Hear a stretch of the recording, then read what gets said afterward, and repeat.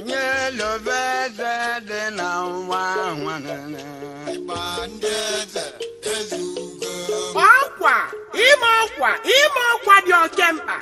His Royal Highness Igwe Lawrence Anakpulunwafia ọchịagha nke izizi n'Eziagụnotu Aguleri na ndị Royal Cabinet Town Union na ndị Eziagụnotu Aguleri niile na-ama ọkwa maka ọvala ikpeazụzụ His Royal Highness Igwe Titus Chukwujekwu Nwata mkpụrụ ukwu nke izizi n'Eziagụnotu Aguleri na mkpụrụ ụbọchị itenanị 9th January 2021 n'ama Mgburiabụ nke dị n'Eziagụnotu Aguleri. Emecha ofu abụ ewuziela ọba nke abụọ. His Royal Highness Igwe Lawrence Anakpulunwafia ọchịagha nke izizi n'Eziagụnotu Aguleri na ndị Royal Cabinet Town Union na ndị Eziagụnotu Aguleri niile na-agbakụzi ọra mmadụ niile ọnọ n'ụlọ na ọkpụlụ mba ka va sonye n'olili ọbala izizi nke Igwe Lawrence Anakpulunwafia ọchịagha nke izizi n'Eziagụnotu Aguleri mgbọsị Satọde mkpụrụ ụbọchị itenanị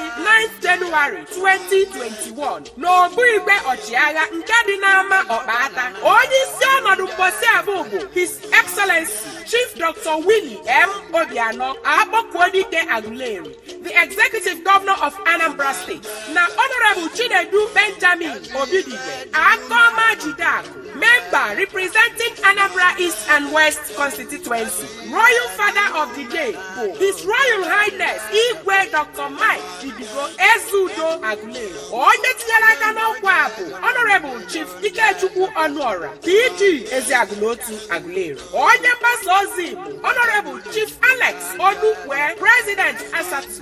Igwe okwu bụ 08063632166. Na-ejenyo Ka ndị eze na-aga na-eme ego ka ọ baruru ya.